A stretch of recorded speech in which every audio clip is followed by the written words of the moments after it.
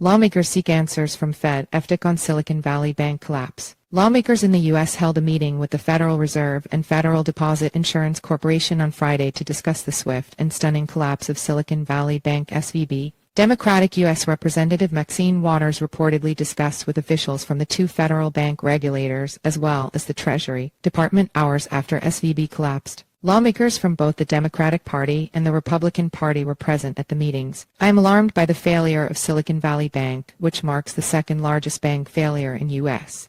history," Waters reportedly said in a statement, adding that she is closely monitoring and convening committee members with regulators to understand the latest around the closure of Silicon Valley Bank SVB. She added, "I appreciate the FBI and the FDIC for taking decisive action today, and I remain confident in America's financial markets and the ability of our regulators to protect consumers and investors." Silicon Valley Bank, one of the most popular lenders to Silicon Valley tech and growth startups, failed on March 10, falling into the hands of the Federal Deposit Insurance Corporation FDIC. On Friday, the federal agency took control of the bank and created the Deposit Insurance National Bank of Santa Clara, which now holds the insured deposits from SVB. Several other lawmakers have also said they were also following the situation. In a Friday tweet, Representative Ro Khanna said he reached out to both the White House and the Treasury Department to discuss the situation with the bank. Furthermore, U.S. Treasury Secretary Janet Yellen met with banking regulators, including the FDIC, on Friday to discuss the collapse of SVB. In a statement, she said that the banking system remains resilient and regulators have effective tools to address this type of event. Notably, the swift collapse of Silicon Valley Bank came just 2 days after crypto-friendly bank Silvergate collapsed. As reported, Silvergate Bank's parent company, Silvergate Capital Corporation, announced Wednesday that it has decided to wind down its operations and liquidate its subsidiary. Silvergate was among the lenders hit hardest by the fall of FTX in November last year. The crypto bank suffered a run following the collapse of FTX and had to sell $5.02 billion of debt securities it was holding on its balance sheet at a significant loss to cover around $8.01 billion in user withdrawals. Meanwhile, the aggravating user sentiment around the banking sector has seen the shares of another crypto-friendly, Signature Bank, go downhill.